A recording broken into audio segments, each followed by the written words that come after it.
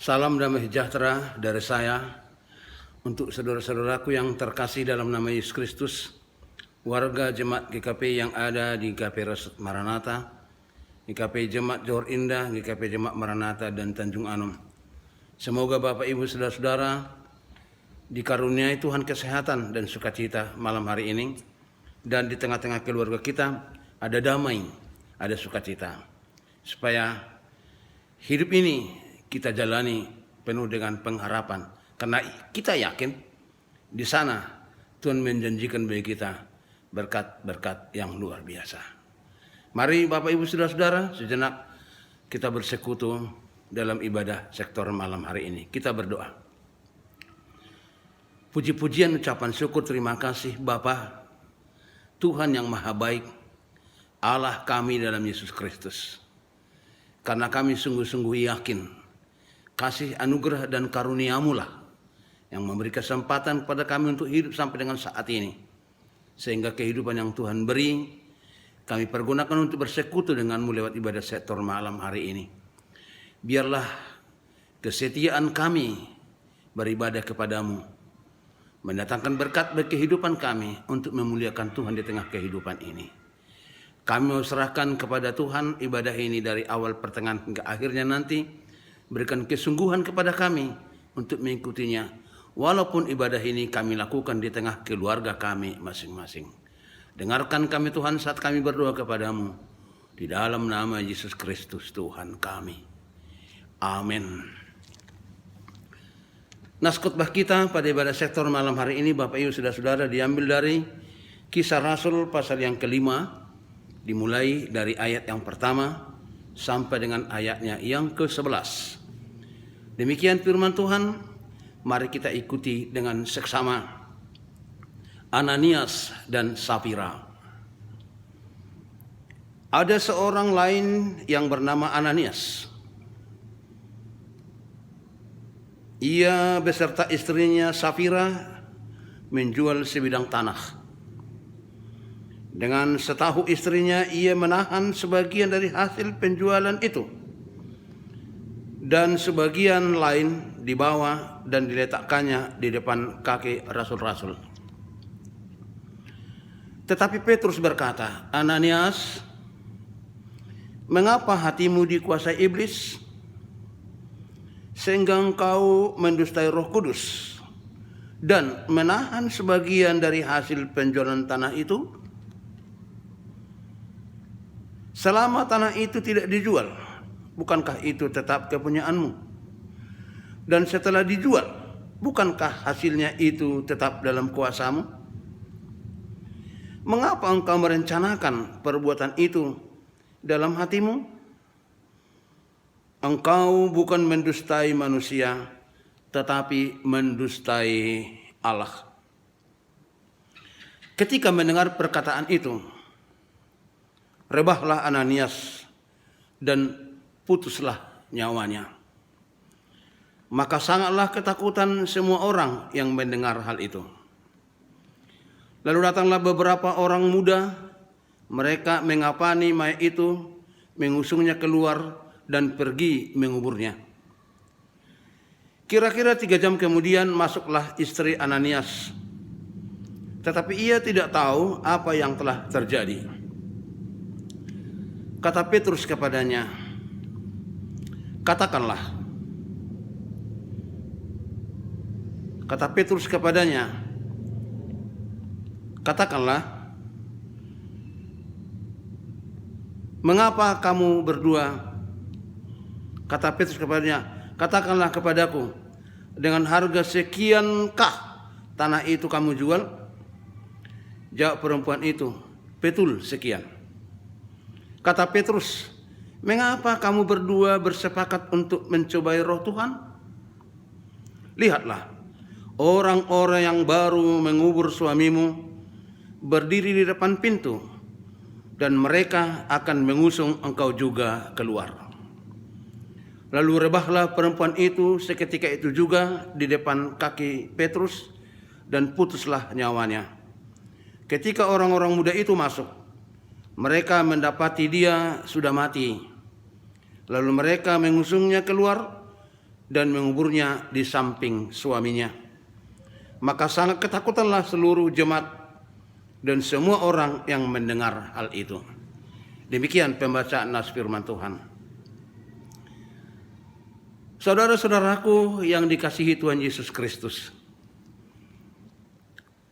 peristiwa yang terjadi di zaman dulu dicatat dan diceritakan dalam Alkitab berguna menjadi pengajaran dan pelajaran bagi manusia yang hidup pada zaman ini. Karena peristiwa yang terjadi itu adalah sejarah.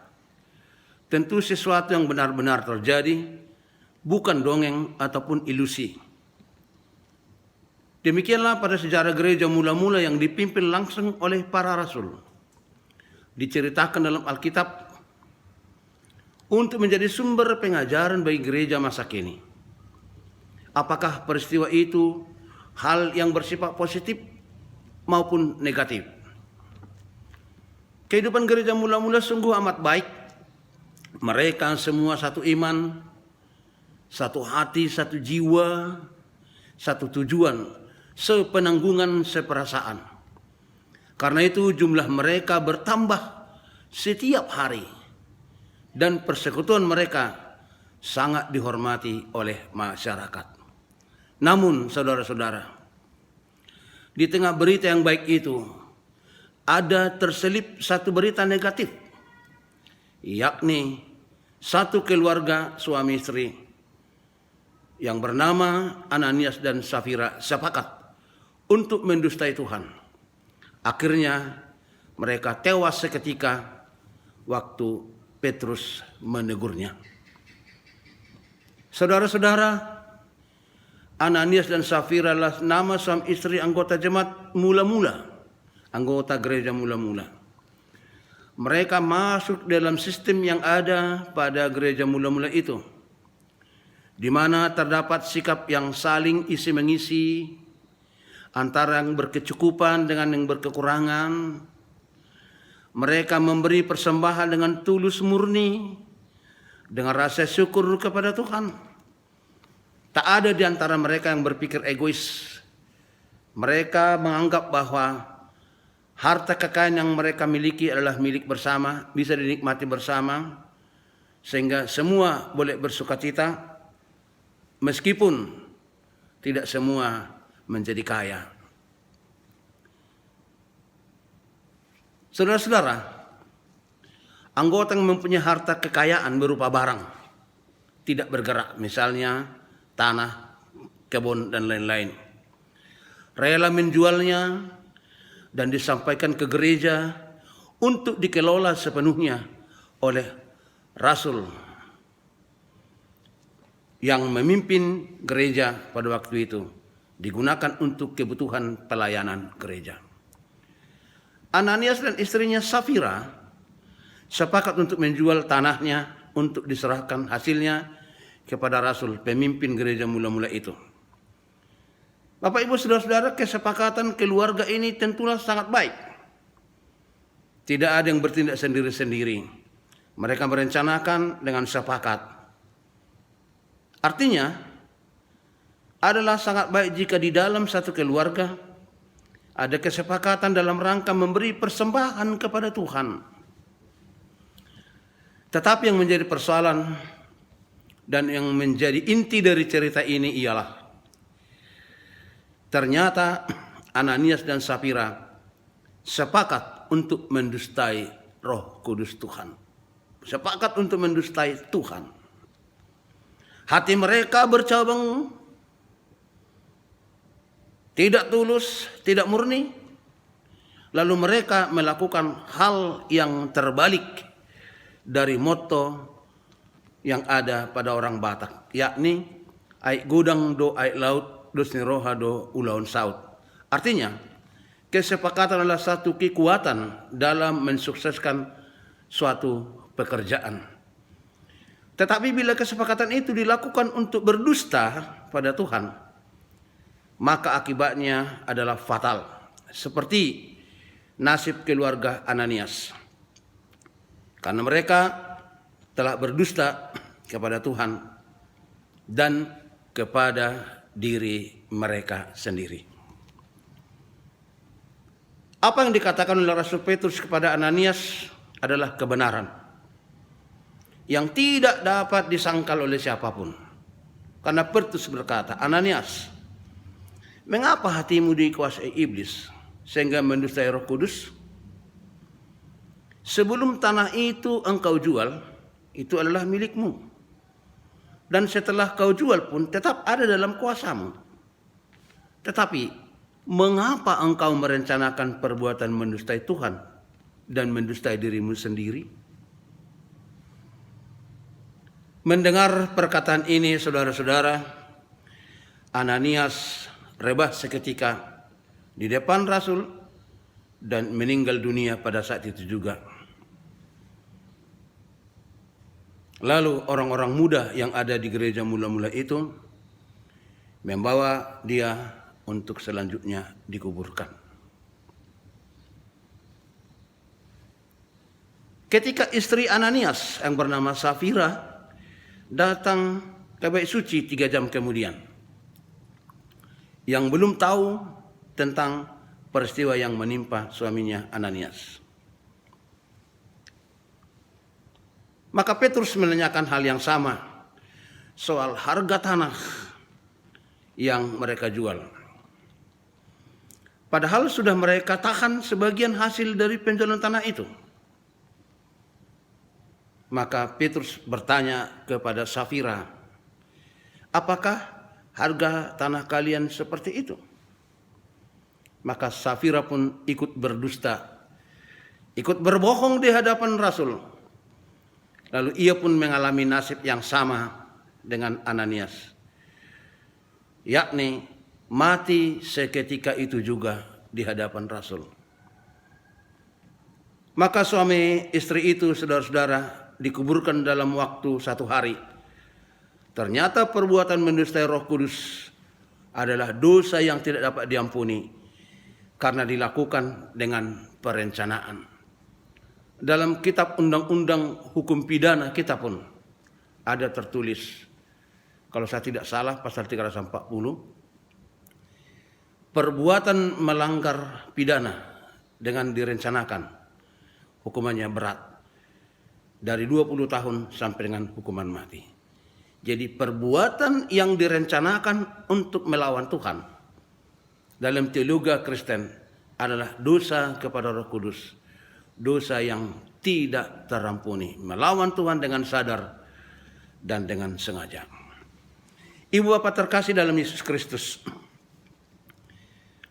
khotbah ini kembali mengajar kita untuk memahami dengan benar arti dari pemberian persembahan kepada Tuhan. Jangan sampai ada anggota jemaat yang mendustai Tuhan. Apalagi ada yang sepakat suami istri merencanakan untuk berdusta kepada Tuhan. Karena saudara-saudaraku, pada dasarnya dari apa yang sudah Tuhan berikan, itu jugalah yang akan kita berikan sebagai persembahan kepada Tuhan. Jadi tidak ada alasan kita untuk mengatakan tidak ada. Kita punya kesehatan, kita punya nafas, kita punya pekerjaan, kita punya sumber pemasukan, kita diberi kesehatan, tidak ada duit kita untuk membeli obat. Semua ini adalah kasih anugerah Tuhan yang menyadarkan kita untuk selalu bersyukur dan bersembah kepada Tuhan. Jangan sampai kita berbohong, seolah-olah kita tidak pernah menerima berkat dari Tuhan, padahal Tuhan sudah memberkati hidup kita sehat-sehat, memberi pekerjaan dan sebagainya dalam kehidupan ini. Saudara-saudara,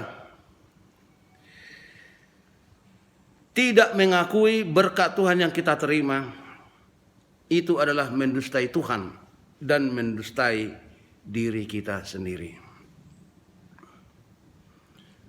Tidak mungkin kita berdusta kepada Tuhan, saudara-saudara, tentang apa yang Dia berikan kepada kita. Karena Dia tahu siapa kita dan Dia tahu bagaimana kita. Semua yang kita miliki adalah pemberian Tuhan, termasuk tubuh, jiwa, dan roh kita. Saudara-saudara yang terkasih, kita perlu menyadari bahwa apa yang sudah kita berikan itu bukan milik kita lagi. Jangan sampai kita memberi kepada Tuhan dengan terpaksa. Karena Tuhan tahu isi hati kita. Dan ketaatan kita kepadanya akan mengubah hidup kita. Karena Tuhan sanggup mencukupkan kebutuhan kita di tengah perjalanan hidup ini. Jangan sampai menyesal, apalagi dijadikan sungut-sungut tentang sesuatu yang telah kita berikan ke dalam kerajaan Allah dalam gerejanya. Agar kita memperoleh berkat yang makin banyak, maka belajarlah memberi dengan jujur dan dengan sukacita yang tulus murni. Jauhkanlah segala kesepakatan untuk merencanakan berdusta kepada Tuhan, terutama dalam kehidupan keluarga kita. Marilah kita belajar hidup jujur, bersyukur, mensyukuri seluruh karunia Tuhan, dan kita memberi dari apa yang Tuhan telah berikan kepada kita. Semoga Tuhan dengan Roh Kudus-Nya mendampingi hidup kita, memberkati seluruh pekerjaan kita, apapun itu. Amin. Bapa di surga, dalam Yesus Kristus Tuhan kami, kembali kami memanggil nama-Mu untuk bersyukur atas firman Tuhan yang menyapa kami di malam hari ini. Memberikan peringatan keras kepada kami. Sebuah peristiwa di zaman gereja mula-mula. Satu keluarga suami istri Ananias dan Safira yang sepakat berbohong di hadapan Tuhan. Akhirnya mereka Tuhan hukum mati seketika itu juga. Biarlah Tuhan kami semua warga jemaat yang hidup masa kini tidak ada yang melakukan seperti itu. Karena berita ini merupakan peringatan bagi kami untuk menjauhkan diri kami dari karakter yang demikian. Berikanlah berkat-Mu kepada kami Tuhan, supaya berkat yang Tuhan berikan itu ada untuk kami persembahkan kembali memuliakan nama Tuhan sebagai ucapan syukur dan terima kasih kami. Dan jadikan kami menjadi saksi-saksi Tuhan di tengah dunia ini untuk mau memberi atas pemberian yang telah kami terima daripada-Mu. Jadikanlah hidup kami Tuhan, hidup yang berkenan di hadirat Tuhan. Saat ini juga Tuhan kami berdoa buat seluruh anggota jemaat-Mu dimanapun berada, baik anak-anak sampai orang tua, yang sehat, yang sakit, yang tidak kami ketahui. Tuhan, turunkan karunia-Mu bagi kami semua warga jemaat-Mu. Berikan ketabahan kepada kami, ketaatan beriman walau apapun yang terjadi. Supaya hidup kami boleh menjadi kesaksian bagi orang-orang belum percaya kepada-Mu. Sehingga nama Tuhan dipermuliakan lewat perilaku hidup kami. Inilah kami Tuhan anggota jemaat yang setia percaya kepada-Mu. Kiranya berkenanlah mendengarkan doa kami. Kami sudah berdoa di dalam nama Yesus Kristus Tuhan Juru Selamat kami yang hidup. Amin.